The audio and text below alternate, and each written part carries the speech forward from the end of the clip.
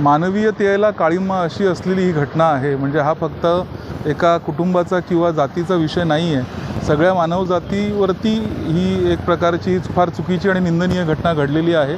आणि या संदर्भात दाद मागायला, न्याय मागायला आज आगसकर कुटुंबीय आणि कोपरखैरणे ग्रामस्थ आज त्यांनी सन्माननीय पोलीस आयुक्त यांची भेट घेतलेली आहे। प्रमुख 3 मागण्या या भेटीच्या दरम्यान तिथे सांगण्यात आलेल्या आहेत। पहिली मागणी जी करण्यात आलेली आहे ती मागणी आहे की ज्या नराधम पुजाऱ्यांनी तिच्यावरती जो काही अमानवीय आणि पाशवीय अत्याचार करून तिची जी निर्घुण हत्या केलेली आहे, त्या नराधमांना, त्या पुजाऱ्यांना अजिबात कुठल्याही पद्धतीची ढिलाई होता कामा नये।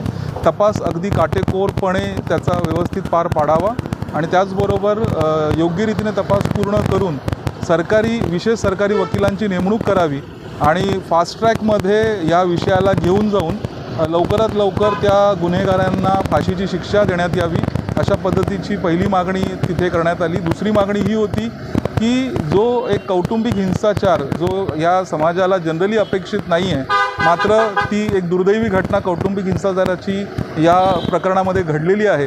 तिच्या सासूंच्या माध्यमातून असेल, नवऱ्याच्या माध्यमातून असेल, नणंदेंच्या माध्यमातून असेल, जो काही मानसिक आणि शारीरिक छळ तिचा केला गेला, त्या छळाला कंटाळून तिने घर सोडलं असतं।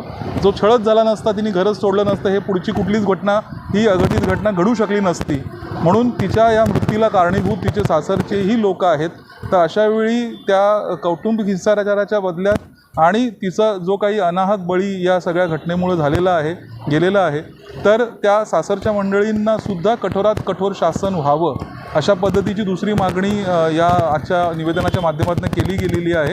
त्याचबरोबर ज्यावेळी तिची मिसिंग कंप्लेंट किंवा ती हरवल्याची जेव्हा तक्रार नोंदवायसाठी पोलीस स्टेशनला गेले होते कुटुंबीय, त्यावेळी तिथल्या ज्या महिला उपनिरीक्षक होत्या त्यांनी फार गैरवर्तणूक या कुटुंबियांबरोबर केली। उलट त्यांनाच उलटसुलट धमकावण्याचे प्रयत्न यावेळी केले गेले आणि त्यामुळे तक्रार नोंदवण्यात दिरंगाई झाली आणि त्यामुळे ह्या पुढच्या गोष्टी घडल्या। म्हणजे कुठेतरी अक्षताच्या मृत्यूला त्या पोलीस उपनिरीक्षक ज्या आहेत मीना वराडी, त्यासुद्धा कारणीभूत आहेत।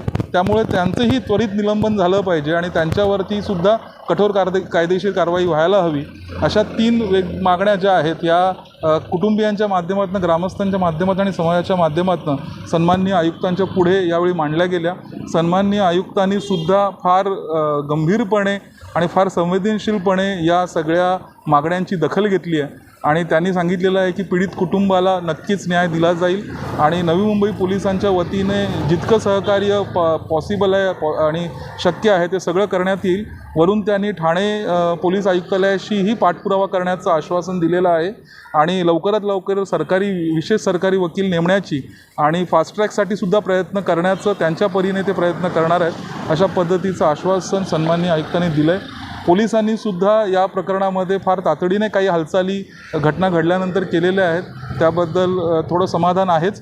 त्यामुळे पोलिसांनी काय काय ॲक्टिव्हिटी केल्या याची सगळी रूपरेषा कालपासून कुटुंबियांना आणि सगळ्यांना दिली गेलेली आहे। त्यामुळे पोलीस त्यांचं काम चोख बजावतात अशा पद्धतीची सध्या तरी गोष्ट दिसते। त्यामुळे उद्या जो NRI पोलीस स्टेशनच्या वरती जो एक जनआक्रोश आंदोलन असणार होता तो तुर्तास स्थगित करण्यात आलेला आहे, कारण की पोलिसांनी कालच्या जो कोपरखैरण्यात निघालेला मार्च आहे त्याची पण दखल घेतलेली आहे आणि या सगळ्या गोष्टींची दखल घेतल्यामुळे उद्याचा जो NRI पोलीस स्टेशन जवळचं जो आंदोलन आहे ते स्थगित आहे।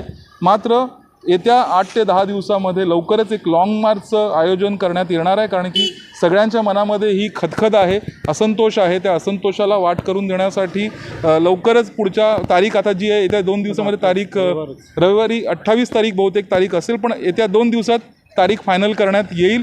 त्यावेळी समस्त 5ही सागरी जिल्ह्यातनं सर्व भूमिपुत्र असतील आणि सर्व जाती धर्मांच्या पलीकडचे सर्व नागरिकांना आव्हान असेल की अशी घटना पुन्हा कधीच ना आपल्या शहरात ना इतर कुठल्याही शहरात घडू नये, यासाठी सगळ्यांनी त्या लाँग मार्चमध्ये समाविष्ट व्हायचं आहे आणि सगळ्यांच्या वतीने तिला न्याय मिळावा यासाठी आपण प्रयत्न करणार आहोत आणि तिला आम्ही श्रद्धांजली व्यक्त करतो। धन्यवाद।